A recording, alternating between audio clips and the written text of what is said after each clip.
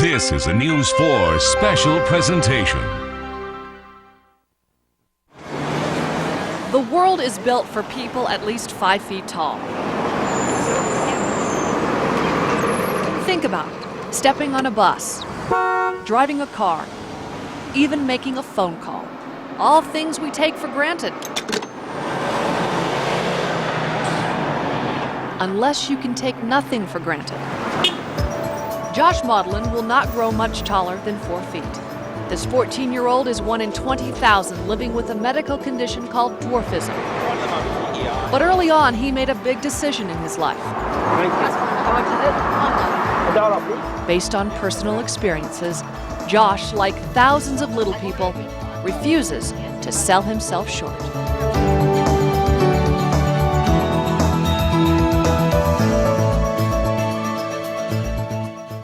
Josh, time to get up. Time to get up. About 7 years ago, Josh Maudlin opened his home and his heart, hoping to open some eyes. I feel the same way as a normal-sized person. All that's different is I'm shorter. He showed us his special cord to shut off the lights and how he compensated for his size while pouring himself some cereal and brushing his teeth. No big deal to Josh. What's inside makes me Josh, and that's normal, like a normal kid. Josh shared one day in his very normal life. When new people come into the class, they sometimes tease him, but he just explains it to them, and they start to get used to him. I think he's a normal person. And I think I'm a normal person just because I have glasses. I don't think that anybody should pick on Josh because he's my friend.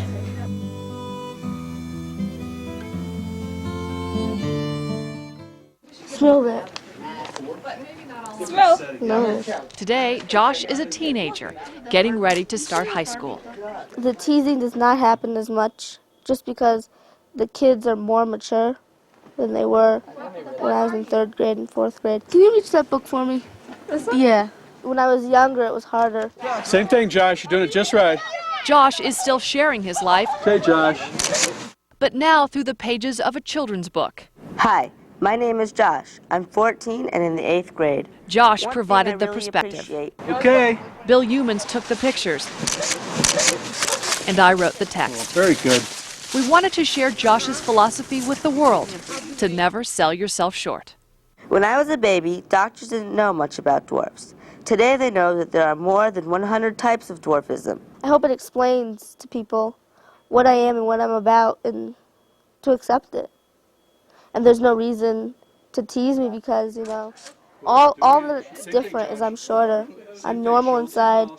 I'm average inside. My heart is the same as an average-sized person. My brain is the same size as an average-sized person.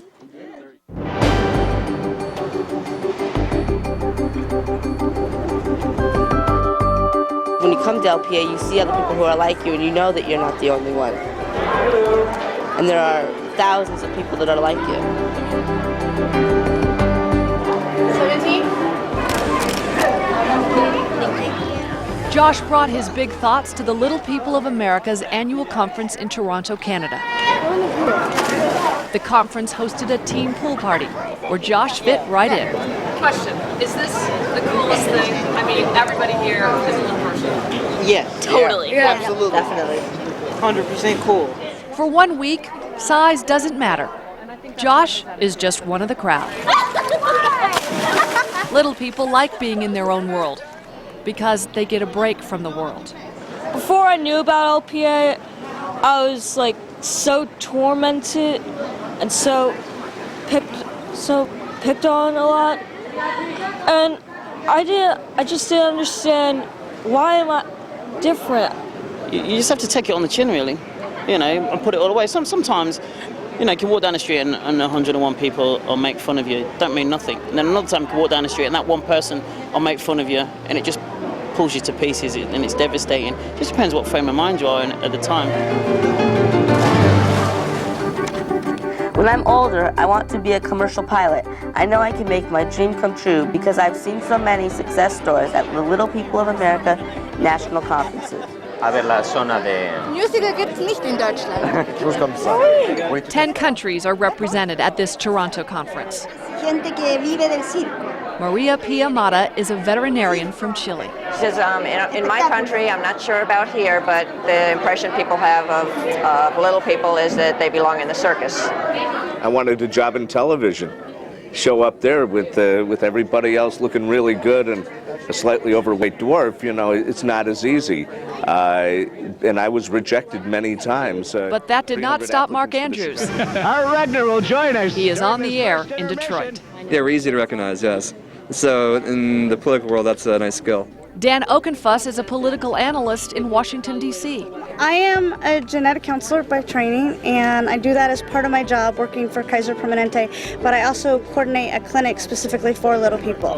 I'm an attorney in Manhattan. I'm real estate, so I work with the best of them. Most little people say they face challenges in their careers not because of what they cannot do, but because of what other people think they cannot do. Right. Dr. Michael Ain operates at Johns Hopkins Hospital. Right. Being a surgeon was easy. It just took a little bit of hard work. The difficult thing is people had misconceptions or prejudices against me and discounted my abilities without knowing who I was. And that was the most difficult thing. I think I made up for being short-statured by developing the confidence to talk to people and make them feel comfortable around me.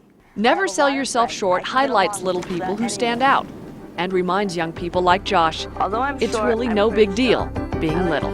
Sure, it's easy to feel sorry for yourself when your friends are growing tall and you know you never will.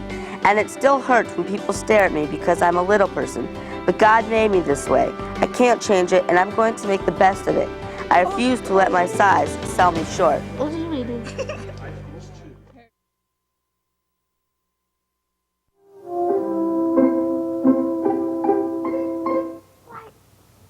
You're little men. We all know what a dwarf is. For many, it brings up favorite childhood fairy tales, fascinating fables, all fiction, which may be one reason little people are often misunderstood. How do you do what? The truth is, evidence of small-statured people in historical records goes as far back as the first Egyptian dynasty, when dwarfs were considered godlike. Little people were also often painted in scenes of the birth of Jesus and his crucifixion.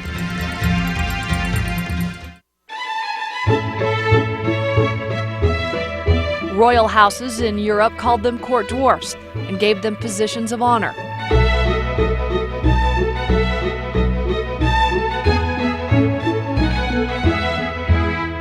But by the 20th century, that attitude had changed. Little people became more of a curiosity and were seen mostly in exhibits, traveling shows, and eventually the movies. From now on, you'll be history. You'll be his. You'll be his. You'll be history. While some found opportunity in show business, actor Billy Barty worried that too many were being exploited, so he organized a meeting in 1957 to help change the way the world looked at little people. 20 people showed up for that first meeting in Reno, Nevada. Over the years, the membership continued to grow. You're looking great. This is the best crowd I've ever photographed. 1,500 people attended this most recent conference in Toronto. Nice smiles. Let me see those pearly whites. You're looking good. Fine. Thank you very much. The conferences offer much-needed support, information, and education to people of short stature and their families. Good morning, I'm Gary Bellis at the University of Colorado. Dr. Gary Bellis has not missed a conference in the last 7 years. I love these meetings. They're fun for me. It's meeting old friends, and it's learning about new things in genetics. Dr. Bellis is one of the country's leading researchers on dwarfism. Billy Barty is one of my heroes, essentially. In his Denver lab, he keeps a signed picture of Billy Barty, who died last year. Billy was having health problems then and still managed to, come to the meetings and make himself available. He had a good heart. He really, just liked to see people do well. Dr. Bellis met his hero, while collecting samples for his research. Research that ultimately led to the 1994 discovery of the gene found in most dwarfs. The machinery that replicates our genetic material isn't perfect, so every once in a while it makes a typographical error, so to speak, and if the typographical error occurs in a gene that's involved in bone growth, you can get dwarfism. How you doing? Yeah. You're a smiley guy. Today, he sits on the medical advisory board for Little People of America. About 80% of people with achondroplasia don't have parents that are affected. It's kind of a mission almost, in a sense. I just feel that that Little People helped establish my scientific career, and this was one way that I could pay them back by giving knowledge to help take care of their medical problems. Dr. Bellis helped discover a gene, and in the process, discovered something much more precious to him: lasting friendships. Other than the stature, they're just like everybody else. If anything, like people with disabilities, I think they tend to work harder at the other areas. So, as a group of people, I think they're more friendly, more outgoing than average stature people tend to be as a whole. Dr. Bellis says medically, there is no reason little people cannot live full, active, healthy lives. He looks up to little people for persevering in the tall world they've inherited. When we come back, case in point, we'll meet two Colorado couples who discovered something they thought they might not, thanks in large part to the Little People of America. Lots of people see love as an obstacle course, where too many let the obstacles stand in the way. To love and cherish. When you saw her, did you just look into those big, beautiful blue eyes and did you just melt? Yeah. Right. Yeah, I did. Like many couples, Diane and Roger met at a Little People of America conference, like this one in Toronto. So I didn't have real high expectations going to the conference of maybe falling in love, but it happened then. So 1 year after they met, they tied the knot. do it. You want me to? He doesn't really do that all the time. At 34, Diane is 3'11". She is tiny even for a dwarf. Roger is 46 and stands 4'6". Okay, we gotta give you a new diaper. And this is Bryce, 6 months old, 1.5 feet, and growing. Okay, you're almost done. He will continue to and be much taller than his parents. It's all right. Because Bryce is It's average okay. height. Okay. Generally, the chances of a dwarf couple having an average-sized child is 1 in 4. Okay, Daddy's gonna carry you to the crib. Diane's rare type of dwarfism has left her with very brittle It's bones. nappy time. Caring for even a small-statured baby can pose a challenge, let alone an average-sized baby like Bryce. Here you go. But never underestimate a mother's love. Maybe you're not ready for a nap yet. It's a little bit harder for me since I am small.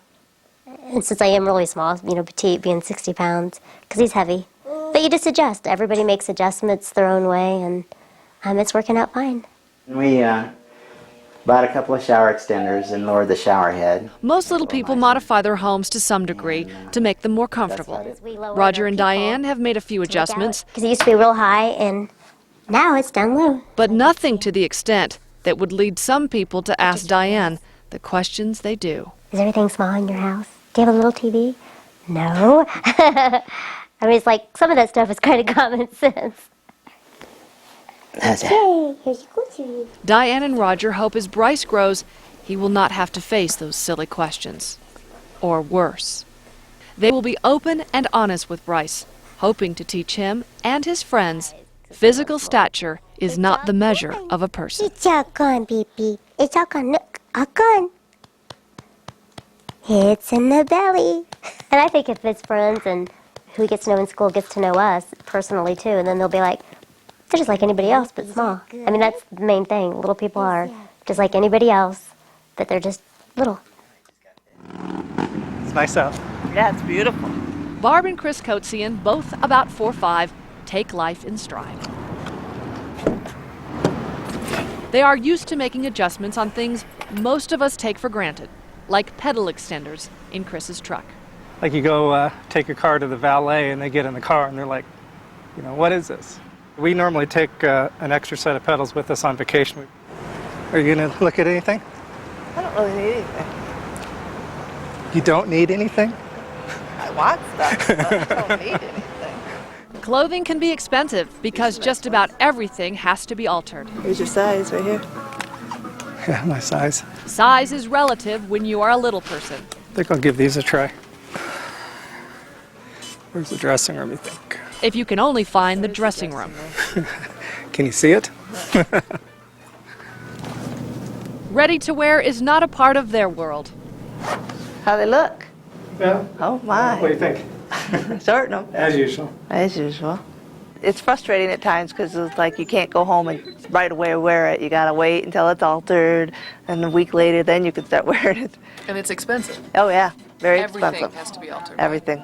Sleeves, pants. I have our pants tapered because I want them to look like on me like they do on you. Barb would love it if restaurants would offer step stools in restrooms. This is a typical public restroom. I can't reach the sinks or the soap. She usually carries wet wipes. Or do we need to get soda? Soda. No such thing as a quick trip to the grocery store for these two. Oh, there it is. All the way on top. Oh no. Oh. Sometimes Chris will climb into the freezer to get what he needs. And sometimes the two have to ask for help. Ma'am, will you help us reach something from down up here? Let's see. Barb grew up wanting to be average height. A Diet Sprite, please. Until a Little People of America conference. Thank you so much. You're welcome. Thank you. Thank you. I never knew there was other people like me until I was out of high school. Okay. Okay. Then I realized that I like being small. I wouldn't change it for the world. Thank you. The Little People of America changed Chris's world too. Is that it? He met Barb 2 years ago at a Little People of America conference in Portland. He loves his life, but not always the reaction to it. It's not so much the kids. You know, you can kind of understand it coming from kids. But when the adults turn around and say, look at the midget, or look at the funny person, it's like you would expect different from an adult. Midget has been used so negatively over the years, it hurts to hear it. I'd rather be called a little person. And if people need to use the medical term for it, I'd rather be called a dwarf. What part first? We're just like everybody else, we're just short. I mean, it's not like we're a freak. I mean, we're normal people. I mean, we're just like everybody else, we just are shorter. Okay, what else? Home, James. More than 40,000 fans cheer on the Colorado Rockies at Coors Field. It's estimated 2 people in a crowd this size will have some form of dwarfism, a statistic that hits home with the Reed family. If you want to keep up with Logan Reed, you better pack some extra power bars. Uh-oh, you're beating us. This 4-year-old has energy to burn.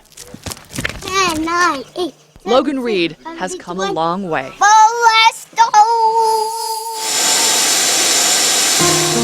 When he was a baby, Logan needed oxygen to compensate for his underdeveloped lungs, a common condition in infants with achondroplasia, Logan's form of dwarfism.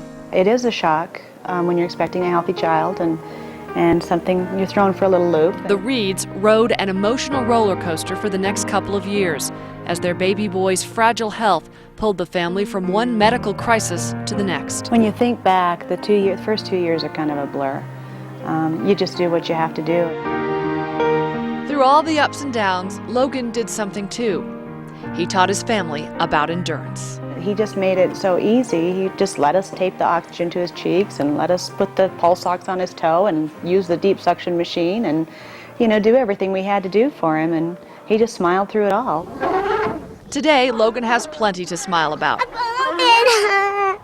He sings.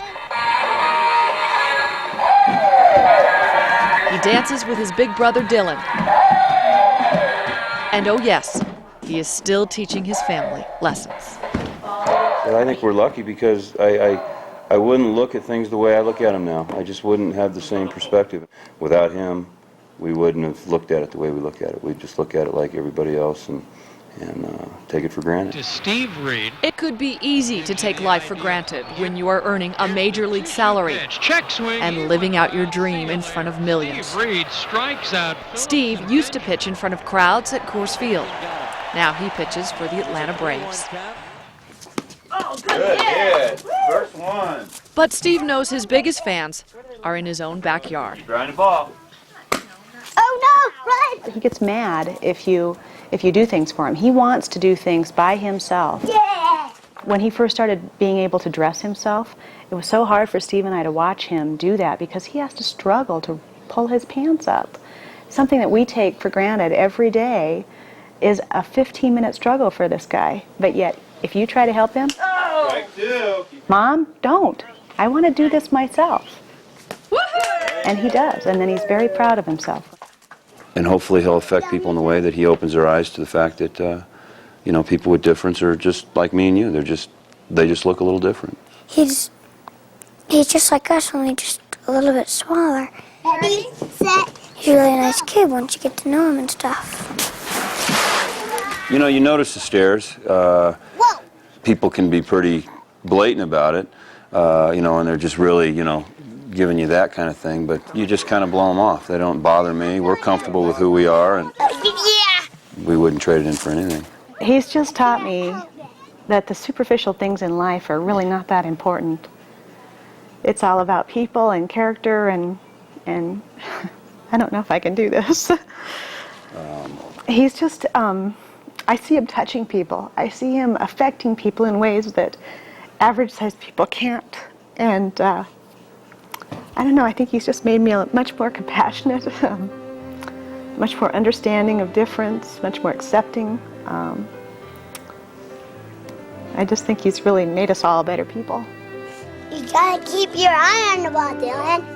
4.5 years ago, life threw the Reeds a curveball. Run! But if you ask them, Dylan, run! it feels more like a home run. That's home. I'm sick. I asked Dr. Bellis, who's a geneticist, how can we do it again? He said, well, the chances of you having another child with dwarfism are 1 in a million. And I said, well, when you figure it out how we did it, and you can tell me how to get a girl this time, let me know, so we can have another one just like Logan, only a girl. He said my chances were pretty much slim to none, so oh well.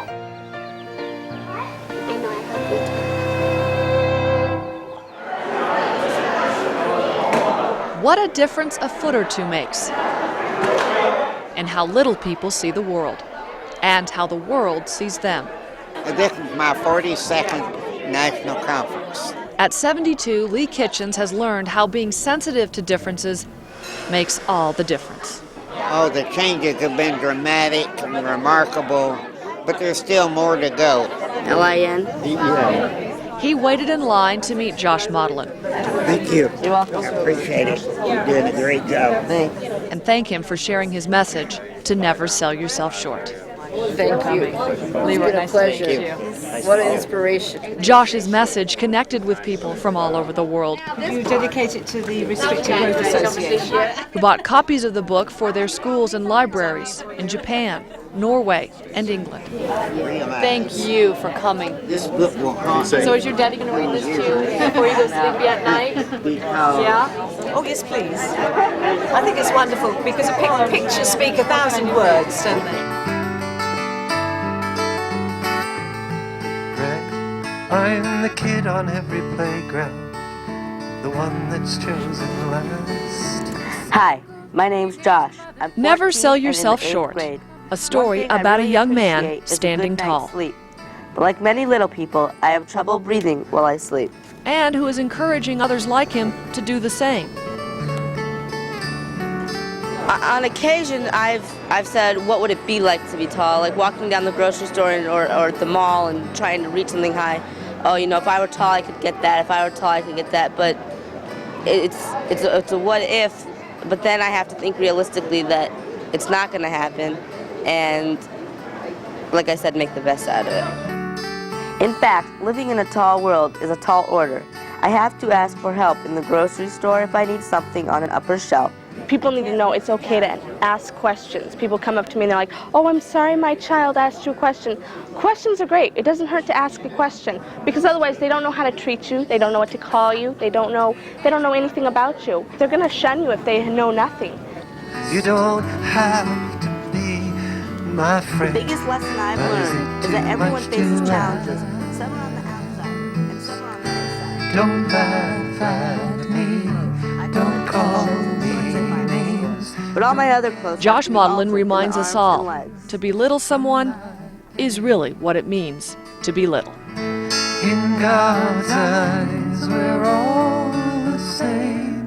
I've known Jim the longest of my friends, and we made a promise to each other when we first met, that no matter where we go or what we do, we will never sell ourselves short. That's the book.